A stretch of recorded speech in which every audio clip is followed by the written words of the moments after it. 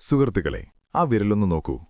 Election ബൂത്തിൽ നിന്ന് പുറത്തിറങ്ങിയപ്പോൾ അഭിമാനത്തോടെ നമ്മൾ ഉയർത്തിക്കാട്ടിയ ആ ചൂണ്ടുവിരൽ, അതിൽ പുരണ്ട ആ നീലമഷി. ഒരുപക്ഷെ ഇപ്പോൾ അത് മാഞ്ഞു തുടങ്ങിയിട്ടുണ്ടാകും. എന്നാൽ ആ മഷി മായുമ്പോൾ മാഞ്ഞുപോകേണ്ടതാണോ നമ്മുടെ ഉത്തരവാദിത്തം? ഒരിക്കലുമല്ല. ആ മഷി ഒരടയാളമാണ്. ഈ നാടിന്റെ ഭാവി തീരുമാനിക്കാൻ നമുക്കോരോരുത്തർക്കും ലഭിച്ച ശക്തിയുടെ അടയാളം. നമ്മൾ വോട്ട് ചെയ്തു, നമ്മുടെ കടമ കഴിഞ്ഞു എന്ന് കരുതി നമ്മൾ കയ്യും കെട്ടിയിരിക്കാൻ പാടില്ല. യഥാർത്ഥത്തിൽ നമ്മുടെ ജോലി തുടങ്ങുന്നതേ ഉള്ളൂ. ഒരു വീട് പണിയാൻ കോൺട്രാക്ടറെ ഏൽപ്പിച്ചാൽ പിന്നെ പണി കഴിയുമ്പോൾ മാത്രം പോയി നോക്കുന്നവരാണോ നമ്മൾ? അല്ലല്ലോ. സിമന്റ് നല്ലതാണോ, കമ്പി ഉറപ്പുള്ളതാണോ, പണി കൃത്യമായി നടക്കുന്നുണ്ടോ എന്ന് ഇടയ്ക്കിടെ പോയി നോക്കാറില്ലേ? എങ്കിൽ പിന്നെ നമ്മുടെ നാടിന്റെ നിർമ്മാണം, നമ്മുടെ വാർഡിന്റെ വികസനം 5 വർഷത്തേക്ക് ഒരാളെ ഏൽപ്പിച്ചിട്ട് നമ്മൾ മാറി നിൽക്കുന്നത് ശരിയാണോ? ചിന്തിക്കുക. നമ്മുടെ നാട്, നമ്മുടെ വാർഡ്, അതൊരു ചെറിയ രാജ്യമല്ലേ? ആ രാജ്യത്തെ പൗരന്മാരാണ് നമ്മൾ. നമുക്കർഹമായ ചില അവകാശങ്ങളുണ്ട്. നമ്മുടെ നാടിന് ലഭിക്കേണ്ട ചില ആനുകൂല്യങ്ങളുണ്ട്. അത് ചോദിച്ചു വാങ്ങേണ്ടത് നമ്മുടെ കടമയാണ്. നമ്മൾ തിരഞ്ഞെടുത്ത വാർഡ് മെമ്പർ ആ അവകാശങ്ങൾ നമുക്ക് നേടിത്തരാൻ നിയോഗിക്കപ്പെട്ട നമ്മുടെ പ്രതിനിധിയാണ്. ഒരു പാലം പോലെ, സർക്കാരിനും നമുക്കും ഇടയിൽ നിൽക്കുന്ന പാലം. പക്ഷേ ആ പാലത്തിലൂടെ എന്തൊക്കെ കൊണ്ടുവരാൻ സാധിക്കുമെന്ന് നമുക്കറിയാമോ? പലപ്പോഴും നമ്മുടെ അറിവില്ലായ്മയാണ് നമ്മുടെ നാടിന്റെ ശാപം. എല്ലാം മെമ്പർ നോക്കിക്കോളും എന്ന പഴയ ചിന്താഗതി നമ്മൾ മാറ്റണം. മെമ്പർ നോക്കും, പക്ഷേ എങ്ങോട്ട് നോക്കണമെന്ന് കാണിച്ചു കൊടുക്കേണ്ടത് നമ്മളാണ്. ഇന്ന് ഈ വീഡിയോയിലൂടെ നമ്മളൊരു യാത്ര പോവുകയാണ്. നമ്മുടെ നാടിന്, നമ്മുടെ വാർഡിന്, നമുക്കോരോരുത്തർക്കും ലഭിക്കേണ്ട അവകാശങ്ങളുടെ ലോകത്തേക്ക്. ഒരു വാർഡ് മെമ്പറോട് നമുക്കെന്തൊക്കെ ചോദിക്കാം? അവരെ ഉപയോഗിച്ച് നമ്മുടെ നാടിനെ എങ്ങനെ സ്വർഗമാക്കാം? ഇത് വെറുമൊരു അറിവല്ല, ഇതൊരായുധമാണ്. നാളെ നിങ്ങളുടെ മെമ്പറെ കാണുമ്പോൾ തലയുയർത്തിപ്പിടിച്ച് സംസാരിക്കാൻ നിങ്ങൾക്ക് കഴുത്തു നൽകുന്ന ആയുധം. വരൂ, നമുക്ക് നമ്മുടെ നാടിനെക്കുറിച്ചുള്ള സ്വപ്നങ്ങൾ ഒന്നുകൂടി പൊടി തട്ടിയെടുക്കാം. നമ്മുടെ രാജ്യത്തിന്റെ കാര്യങ്ങൾ തീരുമാനിക്കുന്നത് ഡൽഹിയിലെ പാർലമെന്റിലാണെങ്കിൽ, നമ്മുടെ വാർഡിന്റെ കാര്യങ്ങൾ തീരുമാനിക്കുന്നത് നമ്മുടെ ഗ്രാമസഭയിലാണ്. അതെ, വാർഡിലെ വോട്ടർമാരായ നമ്മളെല്ലാവരും ചേർന്ന സഭ, അതാണ് നമ്മുടെ പാർലമെന്റ്. അവിടെ രാജാവ് നമ്മളാണ്, ജനങ്ങൾ. പക്ഷേ നമ്മളിൽ എത്ര പേർ ഗ്രാമസഭയിൽ പങ്കെടുക്കാറുണ്ട്? അതൊക്കെ രാഷ്ട്രീയക്കാരുടെ പരിപാടിയല്ലേ എന്ന് പറഞ്ഞ് നമ്മൾ ഒഴിഞ്ഞുമാറാറില്ലേ? സുഹൃത്തേ, അവിടെയാണ് നമുക്ക് പിഴയ്ക്കുന്നത്. ഗ്രാമസഭ എന്നത് രാഷ്ട്രീയമല്ല, അത് നമ്മുടെ ജീവിതമാണ്. നിങ്ങളുടെ വീടിന്റെ മുന്നിലെ വഴി പൊട്ടിപ്പൊളിഞ്ഞു കിടക്കുകയാണോ? മഴക്കാലത്ത് വെള്ളം കയറി വീട് മുങ്ങാറുണ്ടോ? തെരുവു വിളക്കുകൾ കത്താറില്ലേ? ഇതിനെല്ലാം പരിഹാരം കാണാൻ ബജറ്റിൽ പണം വകയിരുത്തുന്നത് എവിടെയാണെന്നറിയാമോ? അത് ഗ്രാമസഭയിലാണ്. അവിടെ ചെന്ന് നമ്മുടെ ആവശ്യങ്ങൾ ഉന്നയിച്ചാൽ അത് മിനിറ്റ്സിൽ രേഖപ്പെടുത്തണമെന്നത് നിയമമാണ്. അങ്ങനെ രേഖപ്പെടുത്തിയാൽ അതിന് മറുപടി നൽകാൻ ഉദ്യോഗസ്ഥരും മെമ്പറും ബാധ്യസ്ഥരാകും. ഓർക്കുക, ഗ്രാമസഭയിൽ നിങ്ങൾ വെറുമൊരു കേൾവിക്കാരനല്ല, നിങ്ങൾ അവിടുത്തെ അംഗമാണ്. നിങ്ങൾക്ക് ചോദ്യം ചോദിക്കാം, കഴിഞ്ഞ വർഷം ചെയ്ത പണികളുടെ കണക്ക് ചോദിക്കാം, വരാൻ പോകുന്ന വർഷം എന്തൊക്കെ ചെയ്യണമെന്ന് നിർദ്ദേശിക്കാം. ഗുണഭോക്തൃ ലിസ്റ്റ്, അതായത് വീട്, കക്കൂസ്, ആട്, കോഴി തുടങ്ങിയ ആനുകൂല്യങ്ങൾ ആർക്കൊക്കെ കിട്ടണമെന്ന് തീരുമാനിക്കുന്നത് അവിടെ വെച്ചാണ്. അവിടെ നിങ്ങളില്ലെങ്കിൽ ഒരുപക്ഷെ അർഹപ്പെട്ട ആനുകൂല്യം നിങ്ങൾക്ക് അല്ലെങ്കിൽ നിങ്ങളുടെ അയൽവാസിക്ക് നഷ്ടപ്പെട്ടേക്കാം. അതുകൊണ്ട് അടുത്ത ഗ്രാമസഭ എപ്പോഴാണെന്ന് നിങ്ങളുടെ മെമ്പറോട് ചോദിക്കുക. അതറിയാനുള്ള അവകാശം നിങ്ങൾക്കുണ്ട്. അവിടെ പോകുക, സംസാരിക്കുക. നിങ്ങളുടെ ശബ്ദം അവിടെ കേൾക്കട്ടെ. കാരണം നിശബ്ദത ഒരു ജനാധിപത്യത്തിൽ ഒട്ടും ഭൂഷണമല്ല. ഗ്രാമസഭയാണ് നമ്മുടെ നാടിന്റെ വികസനത്തിന്റെ താക്കോൽ. ആ താക്കോൽ തുരുമ്പെടുക്കാൻ അനുവദിക്കരുത്. ഒരു ഉദാഹരണം പറയാം. ഒരിടത്തെ കുടിവെള്ളത്തിന് വലിയ ക്ഷാമമുള്ള ഒരു വാർഡുണ്ടായിരുന്നു. അവിടെയുള്ള സ്ത്രീകൾ എന്നും കുടവുമായി കിലോമീറ്ററുകൾ നടക്കണം. അവർ പലതവണ പരാതി പറഞ്ഞു, പക്ഷേ ഫലമുണ്ടായില്ല. ഒടുവിൽ അവരെല്ലാവരും കൂടി തീരുമാനിച്ചു അടുത്ത ഗ്രാമസഭയിൽ പങ്കെടുക്കുമെന്ന്. ഗ്രാമസഭാ ദിവസം ആ ഹാളിൽ നിറയെ സ്ത്രീകളായിരുന്നു. അവർ തങ്ങളുടെ ദുരിതം അവിടെ തുറന്നു പറഞ്ഞു. ആ ശക്തിക്ക് മുന്നിൽ അധികാരികൾക്ക് കണ്ണടയ്ക്കാൻ കഴിഞ്ഞില്ല. അടുത്ത പദ്ധതിയിൽ തന്നെ അവിടെ ഒരു കുടിവെള്ള പദ്ധതി പാസായി. ഇതാണ് ഗ്രാമസഭയുടെ ശക്തി. ആ ശക്തി തിരിച്ചറിയൂ. നമ്മൾ നടന്നുപോകുന്ന വഴി, നമ്മൾ കുടിക്കുന്ന വെള്ളം, നമ്മൾ ശ്വസിക്കുന്ന വായു, ഇതെല്ലാം ശുദ്ധമായിരിക്കുക എന്നത് നമ്മുടെ മൗലികാവകാശമാണ്. ഇതൊന്നും മെമ്പർ തന്റെ പോക്കറ്റിൽ നിന്ന് കാശെടുത്ത് ചെയ്തു തരുന്ന ഔദാര്യമല്ല. നമ്മൾ നൽകുന്ന നികുതിപ്പണം അത് കൃത്യമായി വിനിയോഗിച്ച് നമുക്ക് സൗകര്യങ്ങൾ ഒരുക്കിത്തരുക എന്നത് അവരുടെ ജോലിയാണ്. ഒരു വാർഡ് മെമ്പറോട് നമുക്കുറപ്പായും ആവശ്യപ്പെടാവുന്ന കാര്യങ്ങൾ എന്തൊക്കെയാണെന്ന് നോക്കാം. 1. റോഡും ഗതാഗതവും. നിങ്ങളുടെ വീട്ടിലേക്കുള്ള വഴി നടക്കാൻ പറ്റാത്ത അവസ്ഥയിലാണോ? അത് കോൺക്രീറ്റ് ചെയ്യാനോ ടാർ ചെയ്യാനോ ഉള്ള ഫണ്ട് പഞ്ചായത്തിലുണ്ട്.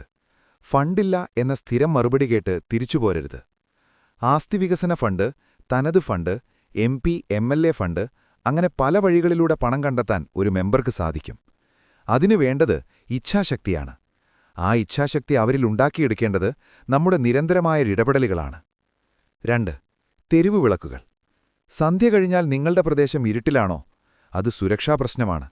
സ്ത്രീകൾക്കും കുട്ടികൾക്കും ഭയമില്ലാതെ നടക്കാൻ വെളിച്ചം വേണം. തെരുവ് വിളക്കുകൾ സ്ഥാപിക്കാനും കേടായവ മാറ്റിസ്ഥാപിക്കാനും മെമ്പറോട് ആവശ്യപ്പെടാം. അത് അവരുടെ ഉത്തരവാദിത്തമാണ്. KSEBയുമായി ബന്ധപ്പെട്ട് അത് നടപ്പിലാക്കേണ്ടത് അവരാണ്. 3. മാലിന്യ സംസ്കരണം.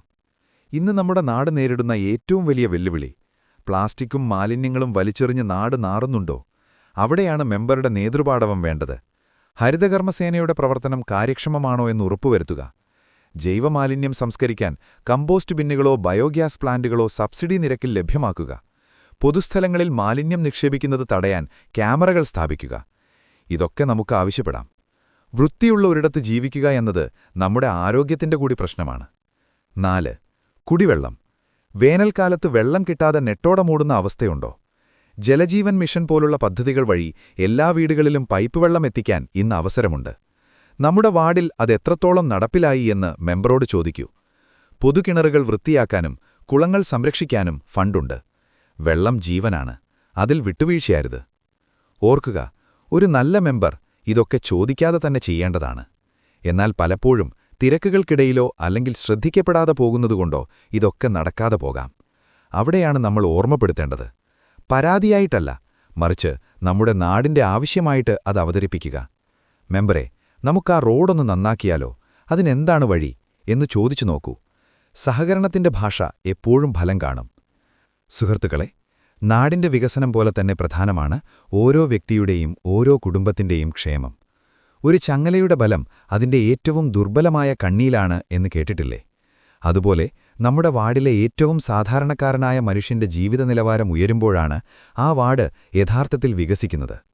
ഇവിടെയാണ് സർക്കാരിന്റെ ക്ഷേമ പദ്ധതികൾ ഒരു കൈത്താങ്ങായി മാറുന്നത്. നമ്മുടെ മെമ്പർ ഈ പദ്ധതികൾ നമ്മുടെ കൈകളിലേക്കെത്തിക്കുന്ന പാലമാകേണ്ടവരാണ്. നമുക്ക് പലപ്പോഴും അറിയില്ല നമുക്ക് അർഹതപ്പെട്ട എത്രയെത്ര ആനുകൂല്യങ്ങളാണ് സർക്കാർ നൽകുന്നത് എന്ന്. ഒരു നല്ല മെമ്പർ വീടുകൾ തോറും കയറിയിറങ്ങി ആർക്കൊക്കെ എന്തൊക്കെ സഹായം വേണമെന്ന് അന്വേഷിക്കുന്നവരായിരിക്കും. എന്നാൽ നമ്മളും അറിഞ്ഞിരിക്കണം എന്തൊക്കെ ചോദിക്കാമെന്ന്. 1. വീട് വയ്ക്കാനുള്ള സഹായം. ലൈഫ് മിഷൻ പദ്ധതി വഴി സ്വന്തമായി വീടില്ലാത്തവർക്ക് വീട് വയ്ക്കാൻ വലിയൊരു തുക സഹായം ലഭിക്കുന്നുണ്ട്. ഭൂമിയുള്ളവർക്ക് വീട് വയ്ക്കാനും ഭൂമിയില്ലാത്തവർക്ക് ഫ്ളാറ്റ് സമുച്ചയങ്ങളിൽ വീട് ലഭിക്കാനും വഴിയുണ്ട്. നിങ്ങളുടെ വാർഡിൽ ആർക്കൊക്കെ വീടില്ല എന്ന് കൃത്യമായ കണക്ക് മെമ്പറുടെ കയ്യിലുണ്ടാകണം. ലൈഫ് മിഷന്റെ ലിസ്റ്റിൽ പേരുണ്ടോ എന്ന് പരിശോധിക്കാൻ മെമ്പറുടെ സഹായം തേടാം. 2. ചികിത്സാ സഹായം. അപ്രതീക്ഷിതമായി വരുന്ന വലിയ അസുഖങ്ങൾ ഒരു കുടുംബത്തെ തകർത്ത് കളയാറുണ്ട്. കാരുണ്യ ആരോഗ്യ സുരക്ഷാ പദ്ധതി പോലുള്ള ഇൻഷുറൻസ് പദ്ധതികൾ പാവപ്പെട്ടവർക്ക് വലിയ ആശ്വാസമാണ്. ഇതുകൂടാതെ മുഖ്യമന്ത്രിയുടെ ദുരിതാശ്വാസ നിധിയിൽ നിന്നും ചികിത്സാ സഹായം ലഭിക്കാൻ മെമ്പറുടെ കത്ത് വളരെ പ്രധാനമാണ്. മാരക രോഗങ്ങൾ ബാധിച്ചവർക്ക് മരുന്ന് വാങ്ങാൻ പഞ്ചായത്ത് തലത്തിൽ തന്നെ ഫണ്ടുണ്ടാകും. ഇത് ചോദിച്ചു വാങ്ങണം. 3. വിവാഹ ധനസഹായം. നിർധനരായ പെൺകുട്ടികളുടെ വിവാഹത്തിന് സർക്കാർ ധനസഹായം നൽകുന്നുണ്ട്. വിധവകളുടെ മക്കൾക്കുള്ള വിവാഹസഹായം, മിശ്രവിവാഹിതർക്കുള്ള സഹായം എന്നിങ്ങനെ പല പദ്ധതികളുണ്ട്. കല്യാണത്തിന്റെ തിരക്കിനിടയിൽ പലരും ഇതൊക്കെ മറന്നുപോകും. ഒരു മെമ്പർ എന്ന നിലയിൽ ഇത്തരം കാര്യങ്ങൾ ആ കുടുംബത്തെ ഓർമ്മിപ്പിക്കേണ്ടത് അവരുടെ കടമയാണ്. 4. വിദ്യാഭ്യാസ ആനുകൂല്യങ്ങൾ. പഠിക്കാൻ മിടുക്കരായ എന്നാൽ സാമ്പത്തികമായി പിന്നാക്കം നിൽക്കുന്ന കുട്ടികൾക്ക് ലാപ്ടോപ്പ് വാങ്ങാൻ, സ്കോളർഷിപ്പുകൾ ലഭിക്കാനൊക്കെ പഞ്ചായത്തിൽ പദ്ധതികളുണ്ട്. ഭിന്നശേഷിക്കാരായ കുട്ടികൾക്ക് പ്രത്യേക സ്കോളർഷിപ്പുകളുണ്ട്. നമ്മുടെ കുട്ടികളുടെ ഭാവി സുരക്ഷിതമാക്കാൻ മെമ്പറുടെ സഹായം തേടാം. 5. കൃഷിയും ഉപജീവനവും. കൃഷി ചെയ്യാൻ താൽപ്പര്യമുള്ളവർക്ക് വിത്തും വളവും മാത്രമല്ല, ഗ്രോ ബാഗ്, കോഴി, ആട്, പശു എന്നിവയൊക്കെ സബ്സിഡി നിരക്കിൽ ലഭിക്കും. തൊഴിലുറപ്പ് പദ്ധതിയിൽ ജോലി ലഭിക്കാൻ തൊഴിൽ കാർഡെടുക്കാൻ മെമ്പർ സഹായിക്കണം. ഇതൊക്കെ സൗജന്യങ്ങളാണെന്ന് കരുതി മടിച്ചു നിൽക്കരുത്. ഇത് സർക്കാരിന്റെ കരുതലാണ്. നമ്മൾ ഓരോരുത്തരും നൽകുന്ന നികുതിപ്പണത്തിൽ നിന്നാണ് ഈ പണം കണ്ടെത്തുന്നത്. അതുകൊണ്ട് ഇത് വാങ്ങുന്നത് നമ്മുടെ അവകാശമാണ്. എനിക്കിതൊക്കെ കിട്ടുമോ എന്ന് മെമ്പറോട് ചോദിക്കാൻ മടിക്കരുത്. ഒരു കാര്യം ഓർക്കുക, ഈ ആനുകൂല്യങ്ങൾ അർഹതപ്പെട്ടവർക്ക് മാത്രമേ കിട്ടാവൂ. അനർഹർ ഇത് കൈക്കലാക്കുന്നത് തടയാനും നമുക്കുത്തരവാദിത്തമുണ്ട്. ഗ്രാമസഭകളിൽ ഗുണഭോക്തൃ ലിസ്റ്റ് വായിക്കുമ്പോൾ ശ്രദ്ധിക്കുക. കാറും ബംഗ്ലാവുമുള്ളവർ BPL ലിസ്റ്റിൽ കടന്നുകൂടിയിട്ടുണ്ടോ? ഉണ്ടെങ്കിൽ അത് ചൂണ്ടിക്കാണിക്കുക. പാവപ്പെട്ടവന്റെ അന്നം മോഷ്ടിക്കാൻ ആരെയും അനുവദിക്കരുത്. ഒരു സമൂഹം എത്രത്തോളം സംസ്കാരമുള്ളതാണ് എന്നറിയുന്നത് അവർ അവിടുത്തെ വയോജനങ്ങളെയും സ്ത്രീകളെയും കുട്ടികളെയും എങ്ങനെ പരിഗണിക്കുന്നു എന്ന് നോക്കിയാണ്. നമ്മുടെ വാർഡ് മെമ്പർക്ക് ഇവരോട് പ്രത്യേകമായൊരു ഉത്തരവാദിത്തമുണ്ട്. ആദ്യം, വയോജനങ്ങൾ, നമ്മുടെ മുത്തശ്ശന്മാരും മുത്തശ്ശിമാരും. അവർക്ക് വേണ്ടത് സ്നേഹവും പരിഗണനയുമാണ്, ഒപ്പം മരുന്നും പെൻഷനും. വാർദ്ധക്യകാല പെൻഷൻ മുടങ്ങാതെ വീട്ടിലെത്തുന്നുണ്ടോ എന്നുറപ്പുവരുത്തേണ്ടത് മെമ്പറാണ്. കിടപ്പുരോഗികളായ വയോജനങ്ങൾക്ക് പാലിയേറ്റീവ് കെയർ സേവനം വീട്ടിലെത്തുന്നുണ്ടോ? നഴ്സുമാർ വീട്ടിൽ വന്ന് മരുന്ന് നൽകുന്നതും മുറിവ് വെച്ചു കെട്ടുന്നതും വലിയ ആശ്വാസമാണ്. ഇത് ലഭിക്കുന്നില്ലെങ്കിൽ മെമ്പറോട് ചോദിക്കുക. അവർക്ക് വിശ്രമിക്കാൻ പകൽ വീടുകൾ, വയോജന ക്ലബ്ബുകൾ എന്നിവ തുടങ്ങാൻ മുൻകൈയെടുക്കാൻ മെമ്പറോട് പറയാം. 2. സ്ത്രീകൾ. കുടുംബത്തിന്റെ നട്ടെല്ലാണ് സ്ത്രീകൾ. അവരുടെ ഉന്നമനം നാടിന്റെ ഉന്നമനമാണ്. കുടുംബശ്രീ പോലുള്ള അയൽക്കൂട്ടങ്ങൾ വഴി സ്ത്രീകൾക്ക് ചെറിയ വായ്പകൾ ലഭിക്കാനും സ്വയം തൊഴിൽ കണ്ടെത്താനും മെമ്പർ സഹായിക്കണം. വിധവകൾ, ഭർത്താവ് ഉപേക്ഷിച്ചവർ, അവിവാഹിതരായ അമ്മമാർക്ക് പ്രത്യേക പെൻഷനുകളും സഹായങ്ങളുമുണ്ട്. സ്ത്രീകൾക്ക് സുരക്ഷിതമായി താമസിക്കാൻ ഷീ ലോഡ്ജുകൾ, പൊതുവിടങ്ങളിൽ ഷീ ടോയ്ലറ്റുകൾ എന്നിവയൊക്കെ ആധുനിക കാലത്തെ ആവശ്യങ്ങളാണ്. 3. കുട്ടികൾ, നമ്മുടെ ഭാവി. അങ്കണവാടികളുടെ നിലവാരം മെച്ചപ്പെടുത്തുക എന്നത് മെമ്പറുടെ പ്രധാന ജോലിയാണ്. അവിടെ കുട്ടികൾക്ക് പോഷകാഹാരം ലഭിക്കുന്നുണ്ടോ? കളിപ്പാട്ടങ്ങളുണ്ടോ? കെട്ടിടം സുരക്ഷിതമാണോ? സ്കൂളുകളിൽ കുട്ടികൾക്ക് പഠന സൗകര്യങ്ങളുണ്ടോ എന്ന് നോക്കുക. ലഹരിയുടെ പിടിയിൽ നിന്ന് കുട്ടികളെ രക്ഷിക്കാൻ ജാഗ്രതാ സമിതികൾ രൂപീകരിക്കുക. സുഹൃത്തെ, നമ്മുടെ വീട്ടിലെ മുതിർന്നവർക്ക് ഒരു അസുഖം വന്നാൽ അല്ലെങ്കിൽ ഒരാവശ്യം വന്നാൽ നമ്മൾ ഓടി നടക്കില്ലേ? അതുപോലെ നമ്മുടെ വാർഡിലെ ഓരോ വയോജനവും, ഓരോ സ്ത്രീയും, ഓരോ കുട്ടിയും സുരക്ഷിതരാണ് എന്നുറപ്പുവരുത്താൻ നമ്മുടെ മെമ്പർക്ക് ബാധ്യതയുണ്ട്. ആ ബാധ്യത അവരെ ഓർമ്മിപ്പിക്കുക. നമ്മുടെ അങ്കണവാടിയിൽ ഫാൻ കേടായി കിടക്കുകയാണല്ലോ, അതൊന്ന് ശരിയാക്കണ്ടേ എന്നൊരു ചോദ്യം മതി ചിലപ്പോൾ വലിയ മാറ്റങ്ങളുണ്ടാക്കാൻ. ഈ വിഭാഗങ്ങൾക്ക് നൽകുന്ന കരുതൽ ആ നാടിന്റെ ഹൃദയത്തിന്റെ വലിപ്പമാണ് കാണിക്കുന്നത്.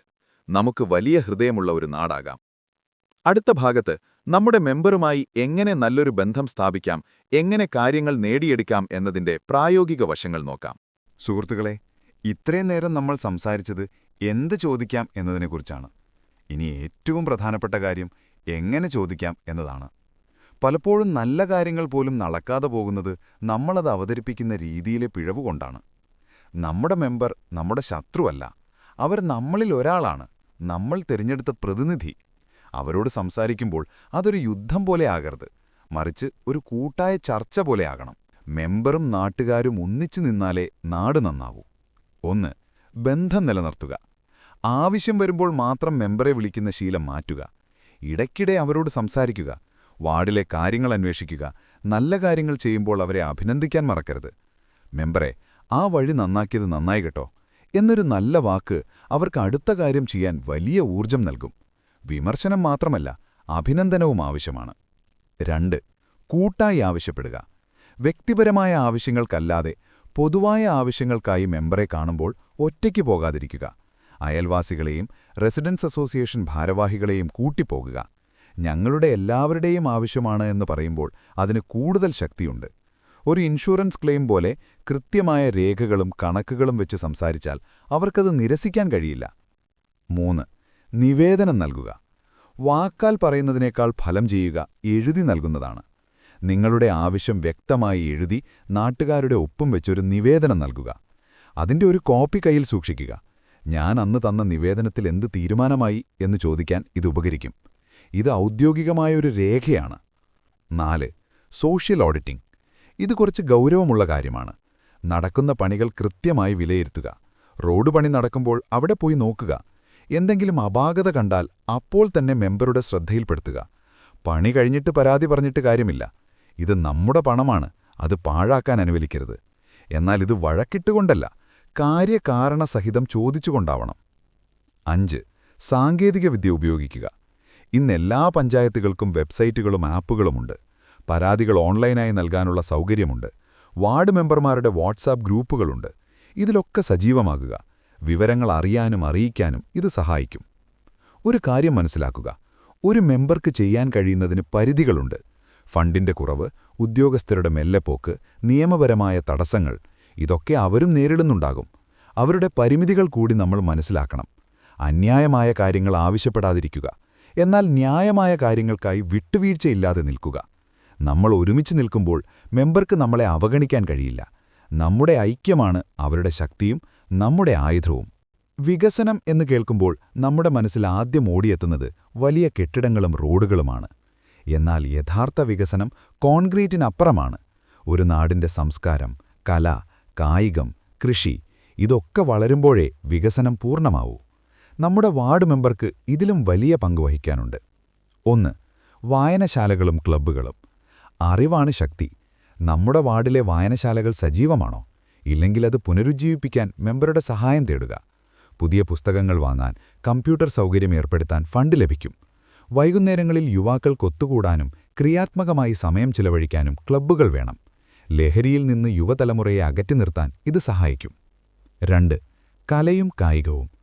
നമ്മുടെ കുട്ടികളിൽ എത്രയോ പ്രതിഭകളുണ്ടാകും. അവർക്ക് കളിക്കാനൊരു മൈതാനം, പരിശീലിക്കാൻ സൗകര്യങ്ങൾ ഇതൊക്കെ ഒരുക്കി നൽകാൻ മെമ്പറോട് ആവശ്യപ്പെടാം. പഞ്ചായത്ത് തലത്തിൽ കലോത്സവങ്ങളും കായികമേളകളും സംഘടിപ്പിക്കാൻ മുൻകൈയെടുക്കുക. നാടിന്റെ കൂട്ടായ്മ വളർത്താൻ ഇതിലും നല്ലൊരു വഴിയില്ല. 3. ജൈവകൃഷി. വിഷരഹിത പച്ചക്കറി എന്നത് ഇന്ന് എല്ലാവരുടെയും ആഗ്രഹമാണ്. നമ്മുടെ വാർഡിൽ തരിശായി കിടക്കുന്ന സ്ഥലങ്ങളിൽ കൃഷി ചെയ്യാൻ മെമ്പർക്ക് നേതൃത്വം നൽകാം. തൊഴിലുറപ്പ് തൊഴിലാളികളെ ഇതിനായി ഉപയോഗിക്കാം. വീടുകളിൽ ഗ്രോ ബാഗ് കൃഷി പ്രോത്സാഹിപ്പിക്കുക. നമ്മുടെ ഭക്ഷണം നമ്മൾ തന്നെ ഉൽപ്പാദിപ്പിക്കുന്ന ഒരു വാർഡ്. എത്ര മനോഹരമായ സ്വപ്നമാണത്. 4. പരിസ്ഥിതി സംരക്ഷണം. മരങ്ങൾ വെച്ചുപിടിപ്പിക്കുക, ജലസ്രോതസ്സുകൾ സംരക്ഷിക്കുക. നമ്മുടെ വരും തലമുറയ്ക്കു വേണ്ടി കരുതിവെക്കേണ്ട സമ്പത്താണിത്. എന്റെ വാർഡ് ഹരിത വാർഡ് എന്ന ലക്ഷ്യത്തോടെ പ്രവർത്തിക്കാൻ മെമ്പറോട് നിർദ്ദേശിക്കുക. ഇതൊന്നും പണം മാത്രം മുടക്കി ചെയ്യാവുന്ന കാര്യങ്ങളല്ല. ഇതിനു വേണ്ടത് മനസ്സാണ്. മെമ്പറുടെ കൂടെ നമ്മളും ഇറങ്ങണം. നമുക്ക് ചെയ്യാം എന്ന് പറഞ്ഞ് മുന്നിട്ടിറങ്ങുന്ന ഒരു യുവജന കൂട്ടമുണ്ടെങ്കിൽ ഏത് മെമ്പറും കൂടെ നിൽക്കും. സുഹൃത്തെ, റോഡ് ടാറ് ചെയ്താൽ അത് 5 വർഷം കൊണ്ട് പൊളിയും. എന്നാൽ ഒരു വായനശാലയുണ്ടാക്കിയാൽ, ഒരു കളിസ്ഥലമുണ്ടാക്കിയാൽ അത് തലമുറകളോളം നിലനിൽക്കും. അതാണ് യഥാർത്ഥ നിക്ഷേപം. നമ്മുടെ സോഷ്യൽ ഹെൽത്ത് ഇൻഷുറൻസിലെ ബോണസ് പോയിന്റുകളാണിവ. അത് നഷ്ടപ്പെടുത്തരുത്. ഇനിയുള്ള ഭാഗത്ത് നമ്മുടെ ഉത്തരവാദിത്തങ്ങളെക്കുറിച്ചും ഈ യാത്രയുടെ സമാപനത്തിലേക്കും നമുക്ക് കടക്കാം. സുഹൃത്തുക്കളെ, അവകാശങ്ങളെക്കുറിച്ച് നമ്മൾ ഒരുപാട് സംസാരിച്ചു. മെമ്പറോട് ചോദിക്കേണ്ട കാര്യങ്ങളുടെ ലിസ്റ്റ് നമ്മൾ തയ്യാറാക്കി. പക്ഷേ ഒരു കൈകൊണ്ടു മാത്രം കൈയടിക്കാൻ പറ്റുമോ? ഇല്ല. അവകാശങ്ങൾക്ക് കൂടെ എപ്പോഴും സഞ്ചരിക്കുന്ന ഒരു നിഴലുണ്ട്. അതാണ് കടമ. നമ്മുടെ വാർഡ് മെമ്പർ സൂപ്പർമാനോ മാന്ത്രികനോ ഒന്നുമല്ല. നമ്മളെപ്പോലെ ചോരയും നീരുമുള്ള ഒരു മനുഷ്യനാണ്. അവർക്ക് കാര്യങ്ങൾ ചെയ്യാൻ സാധിക്കണമെങ്കിൽ നമ്മളും നമ്മുടെ ഭാഗം കൃത്യമായി ചെയ്യണം. ചോദ്യം ചോദിക്കും മുൻപേ നമ്മളോട് തന്നെ ചോദിക്കുക, ഒരു പൗരനെന്ന നിലയിൽ ഞാൻ എന്റെ കടമ ചെയ്യുന്നുണ്ടോ? 1. മാലിന്യ സംസ്കരണം. എന്റെ വീട് വൃത്തിയാക്കി മാലിന്യം മുഴുവൻ റോഡിലേക്കോ അടുത്ത പറമ്പിലേക്കോ വലിച്ചെറിയും. എന്നിട്ട് നാട് നാറുന്നുവെന്ന് മെമ്പറോട് പരാതി പറയും. ഇത് ന്യായമാണോ? നമ്മുടെ മാലിന്യം നമ്മുടെ ഉത്തരവാദിത്തമാണ്. ഹരിതകർമ്മസേനയ്ക്ക് യൂസർ ഫീ കൊടുക്കാൻ മടിക്കുന്നവരുണ്ട്. ഓർക്കുക, ആ 50-100 രൂപയാണ് നാടിന്റെ വൃത്തി ഉറപ്പാക്കുന്നത്. അത് കൊടുക്കുന്നത് നമ്മുടെ കടമയാണ്. 2. നികുതികൾ. വീട്ടുനികുതി, തൊഴിൽ നികുതി, വെള്ളക്കരം ഇതൊക്കെ കൃത്യസമയത്ത് അടയ്ക്കാറുണ്ടോ? ഈ പണം കൊണ്ടാണ് പഞ്ചായത്ത് നമുക്ക് റോഡും വെളിച്ചവും തരുന്നത്. നികുതി വെട്ടിക്കുന്നത് സ്വന്തം നാടിനെ വഞ്ചിക്കുന്നതിന് തുല്യമാണ്. 3. സഹകരണം. വികസന പ്രവർത്തനങ്ങൾ നടക്കുമ്പോൾ അല്പം ബുദ്ധിമുട്ടുകൾ ഉണ്ടാകാം. റോഡ് പണിക്കായി വണ്ടി വഴിതിരിച്ചു വിടേണ്ടിവരും.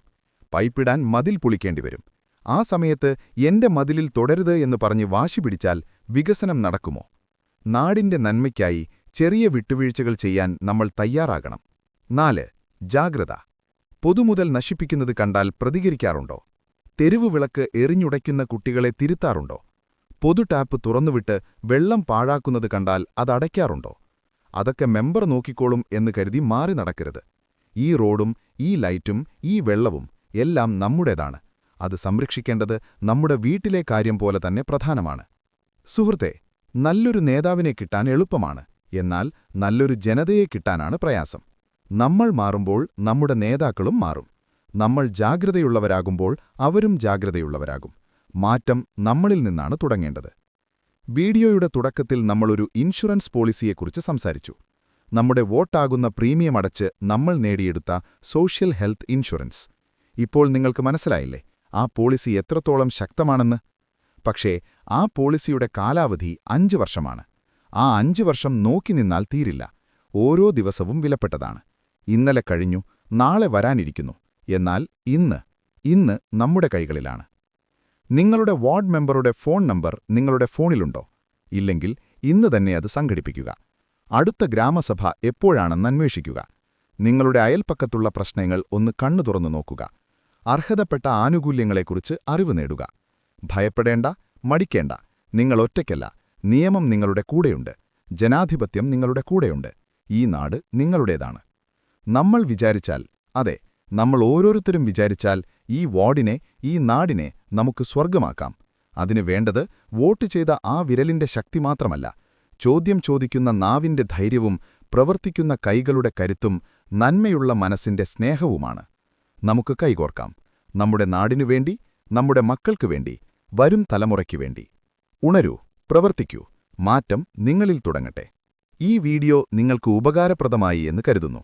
ഇത് കേവലം ഒരു അറിവല്ല, ഒരു ഓർമ്മപ്പെടുത്തലാണ്. ഇത് നിങ്ങളുടെ സുഹൃത്തുക്കൾക്കും ബന്ധുക്കൾക്കും അയച്ചുകൊടുക്കൂ. അവരും അറിയട്ടെ അവരുടെ അവകാശങ്ങൾ. നമ്മുടെ നാട് നന്നാവണമെങ്കിൽ എല്ലാവരും ഉണരണം. കൂടുതൽ അറിവുകൾക്കും പ്രചോദനാത്മകമായ വീഡിയോകൾക്കുമായി ഈ ചാനൽ സബ്സ്ക്രൈബ് ചെയ്യാൻ മറക്കരുത്. നിങ്ങളുടെ അഭിപ്രായങ്ങളും നിങ്ങളുടെ വാർഡിലെ അനുഭവങ്ങളും താഴെ കമന്റ് ചെയ്യൂ. നമുക്ക് ചർച്ച ചെയ്യാം, വളരാം. നന്ദി. ജയ് ഹിന്ദ്.